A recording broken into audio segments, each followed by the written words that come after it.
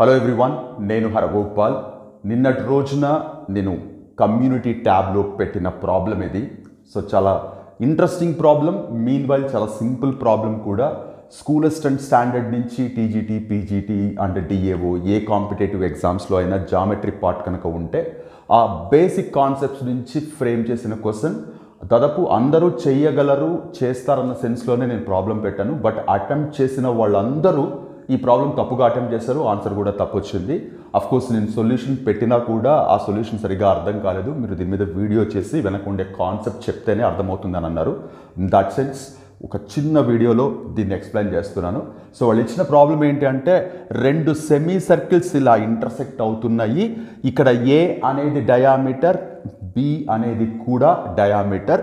ఈ ఇంటర్సెక్ట్ అవుతున్నప్పుడు ఈ పార్ట్ 4, ఈ పార్ట్ 9 అని మాత్రమే ఇచ్చి what is the product of A and B, A into B ఎంత అని అడిగారు. ఏ ఇంటూ బి ఎంత అని అడిగారు. సో చాలామంది 4 + 9 యాడ్ చేస్తే 13 అవుతుంది. సో హైపాంటిస్ 13 వచ్చింది అనగానే దీన్ని 5 and 12 అని కన్సిడర్ చేస్తారు. సో ప్లీజ్ రిమెంబర్, మీరు ఒక రైట్ ట్రయాంగిల్లో ఇది 5 ఇది 12 అయినప్పుడు ఇది ఖచ్చితంగా 13 అవుతుంది, నో డౌట్, డౌటే. బట్ ఏదైనా రైట్ ట్రయాంగిల్లో హైపాంటిస్ 13 అయ్యింది అంటే డెఫినెట్గా ఇవి రెండు 5 and 12 కావాలని రూల్ ఎక్కడ లేదు. ఇవి రెండు ఎంతన్నా ఉండొచ్చు. సో నేను చెప్పింది కరెక్ట్గా అర్థం చేసుకోవడానికి ట్రై చేయండి. ఒక ట్రయాంగిల్లో 12 and 5 అనేవి సైడ్స్ అయితే 13 అనేది హైపాంటిస్ అవుతుంది, దాంట్లో డౌటే లేదు. బట్ ఏదైనా ట్రయాంగిల్లో 13 హైపాంటిస్ అయితే సైడ్స్ 12 and 5 ఉండాల్సిన అవసరం లేదు, ఎంతన్నా ఉండొచ్చు. సో ఇది చాలా చిన్న విషయం, బట్ ఈజీగా మిస్లీడ్ అయిపోయి ఇది 13 వచ్చింది కాబట్టి ఇది 5 and 12 తీసుకొని 5 12s are 60 అని ఆన్సర్ చెప్పారు, విచ్ ఈజ్ రాంగ్. అలా కుదరదు. అన్ని సందర్భాల్లో మనకి ఇవి 5 and 12 అవుతాయని రూల్ ఏం లేదు. ఇది పాయింట్ నెంబర్ 1. చాలామంది ఇలా మిస్లీడ్ అయ్యారు. సో ఇది ఒకటి గుర్తుపెట్టుకోండి. అంటే హైపాంటిస్ 13 వచ్చినంత మాత్రాన పైథాగరన్ ట్రిపుల్లో ఉండేవే ఖచ్చితంగా ఉంటాయని రూల్ ఎక్కడ లేదు. సెకండ్ వన్, రైట్ ట్రయాంగిల్ చూడగానే చాలామంది ఎస్ పైథాగరస్ అప్లై చేయొచ్చు. ఎస్ అఫ్ కోర్స్ ప్రతి రైట్ ట్రయాంగిల్లో పైథాగరస్ థీరం అప్లై చేయడానికి ఛాన్స్ ఉంటుంది. బట్ పైథాగరస్ థీరం మాత్రమే కాకుండా రైట్ ట్రయాంగిల్లో అప్లై చేయగలిగే అనదర్ మోస్ట్ బ్యూటిఫుల్ థీరం ఒకటి ఉంది. That is nothing but mean proportional theorem. Mean proportional theorem ఇది ఎక్కడి నుంచో పట్టుకొచ్చింది కాదు. 10th క్లాస్ టెక్స్ట్ బుక్లో పైథాగరస్ థీరం కంటే ముందు డెఫినెట్గా ఈ స్టేట్మెంట్ మీరు చూస్తారు. 10th క్లాస్ స్టేట్ అయినా సెంట్రల్ అయినా మీరు రెఫర్ చేయండి. ఈ మీన్ ప్రపోర్షనల్ థీరం అని కనబడుతుంది. ఏంటి థీరం అంటే, ఏ రైట్ ట్రయాంగిల్ అయినా తీసుకోండి మీరు. సపోజ్ ఏబిసి రైట్ ట్రయాంగిల్ తీసుకుంటున్నాను, రైట్ యాంగిల్ అట్ బి. ఇప్పుడు ఇక్కడ రైట్ యాంగిల్ వర్టెక్స్ నుంచి మీరు పర్పెండిక్యులర్ డ్రాప్ చేస్తే, రైట్ యాంగిల్ వర్టెక్స్ నుంచి పర్పెండిక్యులర్ డ్రాప్ చేస్తే square of that perpendicular BD square equal to product of these two parts AD into DC. I repeat once again, ABC అనేది ఒక right triangle, right angle at B. ఈ right angle vertex నుంచి లంబ కోణ శీర్షము నుంచి ఒక లంబం గనక గీస్తే అది ఈ కర్ణాన్ని డి అనే పాయింట్ దగ్గర టచ్ చేస్తుంది అని అనుకుందాం. ఇప్పుడు ఈ లంబము యొక్క వర్గము square of left perpendicular is equal to product of these two parts, ఈ రెండు భాగాల యొక్క లబ్ధానికి సమానం. ఇది ప్రూవ్ చేయడం కూడా చాలా సింపుల్ వన్.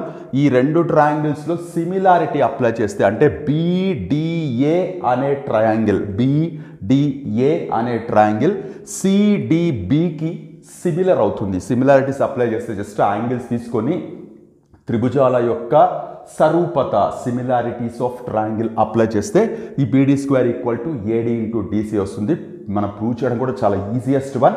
ఇక్కడ ఈ స్టేట్మెంట్ గుర్తుపెట్టుకుంటే చాలు. ఏ రైట్ ట్రయాంగిల్లో అయినా రైట్ యాంగిల్డ్ వర్టెక్స్ నుంచి పర్పెండిక్యులర్ డ్రాప్ చేస్తే హైపాంటిస్ మీదకి అది మీట్ అయ్యే పాయింట్ సపోజ్ డి అనుకుంటే ఈ beedi square equal to AD into DC అవుతుంది. ఇది చాలా సింపుల్ అండ్ పవర్ఫుల్ పాయింట్. ఇంతకుముందు నేను చెప్పింది హైపాంటిస్ కనపడగానే పైథాగరన్ ట్రిపుల్ తీసుకోవద్దు అని చెప్పాను. ఇది సెకండ్ పాయింట్ అనుకోండి. And another important one here, ఈ డయాగ్రామ్లో అర్థమవుతున్నది ఏంటంటే, సో మీరు ఈ డయాగ్రామ్లో ఒకవేళ దీన్ని కంటిన్యూ చేసామనుకోండి, అంటే ఫర్ ఎగ్జాంపుల్ ఇలా కంటిన్యూ చేసేసాం అనుకోండి.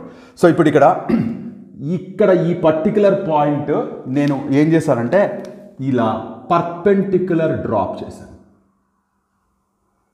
అంటే ఈ పాయింట్కి జాయిన్ చేశాను. క్లియర్గా ఏ అనేది డయామీటర్, బి అనేది కూడా డయామీటర్ అని చెప్తున్నారు. సో ఇప్పుడు ఇది కూడా అంత అవసరం లేదు. సింపుల్గా 9th క్లాస్ సర్కిల్స్లోనే మీరు ఒకటి వినుంటారు, angle in semi circle is 90, అర్ధ వృత్తములోని కోణము 90 డిగ్రీలు ఉంటుంది. అర్ధవృత్తంలోని కోణం 90 డిగ్రీలు ఉంటుంది. ఇప్పుడు నేను జస్ట్ ఇవి రెండు జాయిన్ చేశాను అంతే. జాయిన్ చేయగానే ఇప్పుడు ఇది సెమీ సర్కిల్, ఏ అనేది డయామీటర్ కాబట్టి ఖచ్చితంగా ఇక్కడ యాంగిల్ ఎంత ఉంటుంది, 90 డిగ్రీస్ ఉంటుంది. సిమిలర్లీ ఇటువైపు కూడా ఇది సెమీ సర్కిల్ కాబట్టి angle in semi circle 90 degrees ఉంటుంది.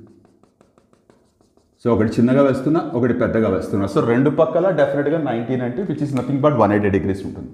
చాలా simple point and powerful point కూడా. సో మీన్ ప్రపోర్షనల్ థీరం, అలాగే angle in semi circle is equal to 90 degrees, అర్ధవృత్తములోని కోణము 90 డిగ్రీలు. ఈ రెండు ఇక్కడ మనం వాడబోతున్నాం. And clearly I said hypotenuse 13 ఉన్నంత మాత్రాన ఇవి రెండు 5 and 12 ఉండాలని రూల్ లేదు. మీరు పైథాగరన్ ట్రిపుల్ ఫిలప్ చేయాలి అంటే ఖచ్చితంగా రెండు వాల్యూస్ తెలిసి ఉండాలి. లేదా ఎవరైనా 13 అనేది ఒక మెంబర్ లాగా ఉండే ట్రిపుల్ చెప్పండి అంటే 5, 12, 13 చెప్పచ్చు. బట్ 13 హైపాంటిస్ అయినంత మాత్రాన 5 and 12 అనేవి ఖచ్చితంగా సైడ్స్ కావాలని రూల్ ఎక్కడా లేదు. ఇది గుర్తుపెట్టుకోండి. Now coming to this one. ఇప్పుడు ఇక్కడ క్లియర్గా వాళ్ళే ఇది 90 డిగ్రీస్ అని ఇచ్చారు. ఇక్కడ మీన్ ప్రపోర్షనల్ థీరం అని ఒకటి చెప్పాం. ఇక్కడ నుంచి పర్పెండిక్యులర్ వేస్తే square of this one equal to product of these two అని. సో ఇప్పుడు ఇక్కడ కూడా నేను ఇలా జాయిన్ చేశాను. ఇది 90 డిగ్రీస్ ఎలా అవుతుందో నేను చెప్పాను. Angle in semi circle equal to 90 degrees అన్న సెన్స్లో. సో ఇప్పుడు అకార్డింగ్ టు దిస్ వన్, ఇది దీని స్క్వేర్ ఏదైతే ఉందో, సపోజ్ మనం ఎక్స్ అనుకుందాం కాసేపు, X square equal to 4 into 9 అవుతుంది. అంతే కదా. ఎక్స్ అనేది ఇక్కడ what do you say, perpendicular. So x square equal to 4 into 9, which implies x square equal to 36, which implies again x equal to 6 units or centimeter, whatever it is. x equal to 6 అంటే ఇప్పుడు ఇది equal to 6 వచ్చింది. మళ్ళీ ఇక్కడ కొంతమంది ఎలా ఆలోచించారంటే ఇది వచ్చిన తర్వాత కూడా 6 and 9 వచ్చింది, సో మళ్ళీ పైథాగరస్ అప్లై చేస్తే బి వస్తుంది. 6 and 4 వచ్చింది, మళ్ళీ పైథాగరస్ అప్లై చేస్తే ఏ వచ్చింది అన్నారు. ఆఫ్కోర్స్ ఆ మెథడ్ తప్పని నేను చెప్పను, కానీ అనవసరంగా లెంతీ క్యాలిక్యులేషన్ అవుతుంది. ఇక్కడ చాలా సింపుల్గా నేను చేసింది ఏంటి అంటే, so whatever it may be the triangle we call as ABC అనుకుందాం. ఏబిసి ట్రయాంగిల్ యొక్క ఏరియా, ఏబిసి ఏరియా అని తీసుకుంటున్నాను. దీంట్లో ఏరియా తీసుకుంటున్నప్పుడు మనకు తెలిసిన ఫార్ములా ఏంటి, half into base into height కదా. Half into base into height తీసుకుంటున్నాను.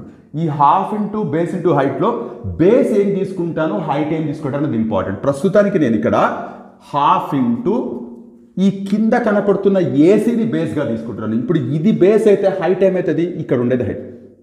So simply you can say 13 into 6. 13 అనేది బేస్. అఫ్ కోర్స్ ఈ రైట్ ట్రయాంగిల్కి 13 అనేది హైపాంటిస్ అవుతుంది. కాకపోతే నేను పెట్టిన పొజిషన్ ప్రకారం ఇది బేస్గా కన్సిడర్ చేస్తున్నాను. అప్పుడు డెఫినెట్గా మనం క్యాలిక్యులేట్ చేసి తెచ్చిన 6 అనేది మనకు కావాల్సిన హైట్ అవుతుంది. దీన్ని ఇలాగే పెడుతున్నాను, ఏం డిస్టర్బ్ చేయట్లేదు. మళ్ళీ ఏరియా ఆఫ్ ఏబిసి అనే రాస్తున్నాను.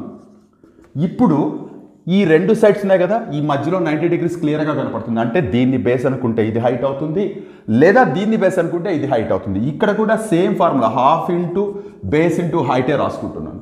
సో ఇప్పుడు ఇక్కడ హాఫ్ ఇంటూ రైట్ ట్రయాంగిల్, ఒకవేళ మీరు దీన్ని ఇలా తిప్పి తీసుకుంటే అంటే రైట్ ట్రయాంగిల్ ఇలా ఉంటుంది, కొన్నిసార్లు ఇలా కూడా ఉంటుంది కదా, మనం తీసుకునే దాన్ని బట్టి దీన్నే రొటేట్ చేస్తే అదేంది. ఇప్పుడు ఇది బేస్ అనుకుంటే ఇది హైట్ అవుతుంది, ఇది బేస్ అనుకుంటే ఇది హైట్ అవుతుంది. సో ఈ సెన్స్లో తీసుకుంటే ఇక్కడ ఏ ఉంది, ఇక్కడ బి ఉంది. So half into base into height దగ్గర బేస్ దగ్గర ఏని తీసుకుంటున్నాను, హైట్ దగ్గర బి అని తీసుకుంటున్నాను. సో ఇప్పుడు అబ్జర్వ్ చేస్తే ఈ రెండు ఏరియా ఆఫ్ ఏబిసినే, ఇది ఏరియా ఆఫ్ ట్రయాంగిల్ ఏబిసినే, ఇది కూడా ఏరియా ఆఫ్ ట్రయాంగిల్ ఏబిసినే. సింపుల్గా రెండింటిని ఈక్వేట్ చేస్తున్నాను. రెండింటిని ఈక్వేట్ చేస్తే ఏమొస్తుంది, half into 13 into 6 equal to half into A into B అవుతుంది. హాఫ్ హాఫ్ క్యాన్సిల్ అయిపోతే 78 equal to A into B అవుతుంది. సో మనకి కావాల్సిన ఆన్సర్ ఏదైతే ఉందో ఏ ఇంటూ బి ప్రొడక్ట్ 78. మీరు ఒక్కసారి ది ఎంటైర్ ప్రాబ్లం జాగ్రత్తగా అబ్జర్వ్ చేస్తే మనకి బాగా తెలిసినవి లేదా మనము పట్టించుకోకుండా వదిలేసినది మీన్ ప్రపోర్షనల్ థీరం. ఇది 9th క్లాస్లో వస్తుంది. ఇది 10th క్లాస్ టెక్స్ట్ బుక్లో యాంగిల్స్ చాప్టర్లో మీరు పైథాగరస్ థీరం అనే స్టేట్మెంట్ కంటే ముందు డెఫినెట్గా చూస్తారు. మీరు తెలంగాణ అయినా ఆంధ్ర అయినా సిబిఎస్ఈ బుక్లో అయినా సరే డెఫినెట్గా మీకు ఈ థీరం కనపడుతుంది, మీన్ ప్రపోర్షనల్ థీరం అని. స్పెసిఫిక్గా ఈ నేమ్ మెన్షన్ చేయకపోయినా సరే డెఫినెట్గా ఈ స్టేట్మెంట్ కానీ అలాగే డయాగ్రామ్ అలాగే రిజల్ట్ ఖచ్చితంగా చూస్తారు. So what I mean to say, మనం టెక్స్ట్ బుక్లో చదువుతున్నప్పుడు జస్ట్ మనం మెయిన్ థీరం చదవడము, దాని మీద ఉన్న ప్రాబ్లమ్స్ చేస్తూ ఉంటాం. ఈచ్ అండ్ ఎవ్రీ లైన్ చాలా చాలా ఇంపార్టెంట్. ఎస్పెషల్లీ ఈ మీన్ ప్రపోర్షనల్ థీరం అనేది చాలా పవర్ఫుల్ వన్. మీకు అర్థమైందని అనుకుంటున్నాను. దీన్ని బేస్ చేసుకుని నేను ఒక ప్రాబ్లం పోస్ట్ చేస్తున్నాను. ఇప్పుడు మీరు వీడియో అంతా చూస్తూ ఉంటే కనుక ఈ ప్రాబ్లం సాల్వ్ చేసి నాకు ఆన్సర్ చెప్పండి కామెంట్స్లో. సో ఇక్కడ ఇది ఇలాగే పెట్టి జస్ట్ ఇక్కడ నోట్ చేస్తున్నాను, ప్రాబ్లం అని రాస్తున్నా. సో జాగ్రత్త నుండి సో సింపుల్ వన్. ఇప్పుడు నేను చెప్పిన స్టేట్మెంట్ కానీ ఈ మీన్ ప్రపోర్షనల్ థీరం కానీ క్లియర్గా అర్థమైంటే దీని యూసేజ్ ఇది మీరు ఖచ్చితంగా కాన్ఫిడెంట్గా అటెంప్ట్ చేయగలరు. There is a rectangle. ఒక రెక్టాంగిల్ ఇలా ఉంది, ఒక రెక్టాంగిల్ అని క్లియర్గా చెప్తున్నాను. ఆల్ యాంగిల్స్ డెఫినెట్గా 90 degrees ఉంటాయి. దీంట్లో డయాగ్నల్ ఇలా జాయిన్ చేసాం. జాయిన్ చేసి ఒక వర్టెక్స్ నుంచి దీని మీదకి పర్పెండిక్యులర్ వేసాను. పర్పెండిక్యులర్ వేస్తే ఇక్కడ నుంచి ఇది 2 units, ఇక్కడ ఇది 8 units. అంతే, అంతకుమించి వేరే ఇన్ఫర్మేషన్ ఇవ్వలేదు. వాళ్ళు అడిగింది what is the area of rectangle ఎంత. సో ఇక్కడ కూడా చాలామంది ఇది 10 కనబడుతుంది, 10 అంటే ఇది 6 ఇది 4 ఉంటుంది, అలా ఆలోచిస్తారు. 6 and 4 ఉంటుంది. సో 6 and 4 అంటే 6 4 24 అవుతుంది ఆలోచిస్తారు. ఇది బీ క్లియర్. నేను ఇందాక చెప్పిన పాయింట్ మళ్ళీ చెప్తున్నాను. హైపాంట్యూస్ కనపడినంత మాత్రాన రిమైనింగ్ 2 sides మన పైథాగరన్ ట్రిపుల్ లాగా తీసుకోవడం అనేది అన్నిసార్లు కరెక్ట్ కాదు. సో అలా తీసుకోకూడదు. ఇక్కడ కూడా total hypotenuse of course right triangle కనపడుతుంది కాబట్టి హైపాంట్యూస్ 10. ఇది 10 అయితే ఇది 4 ఇది 6 అవుతుందని. సో 6 4 24 అయితే ఆన్సర్ కాదు. Be clear with this one. So ఇది మీరు ఆన్సర్ చేసి నాకు కామెంట్స్లో పెట్టండి. మీకు ఎంత బాగా అర్థం చేసుకోగలరో ట్రై చేస్తాను నేను. సో మై డియర్ ఫ్రెండ్స్, ఇది నిన్న పెట్టిన కమ్యూనిటీ ట్యాబ్లో పెట్టిన ప్రాబ్లమ్కి ఆన్సర్. సో అందరికీ రీచ్ అవుతుందని అనుకున్నాను. బట్ ఆఫ్ కోర్స్ కాన్సెప్ట్ రాంగ్గా అప్లై చేయడం వల్ల, సరిగ్గా అప్లికేషన్ తెలియకపోవడం వల్ల, ఇలాంటి క్వశ్చన్స్ సాల్వ్ చేసే ఛాన్స్ రాకపోవడం వల్ల ఆన్సర్ వచ్చిండదు. So need not to worry about that one. Hope నేను క్లియర్గా ఎక్స్ప్లెయిన్ చేశానని అనుకుంటున్నాను. మనం నెక్స్ట్ వీడియోలో మరొక ప్రాబ్లంతో మరొక కాన్సెప్ట్తో మళ్ళీ కలుద్దాం. అంతవరకు టేక్ కేర్. మీ హర్గోపాల్.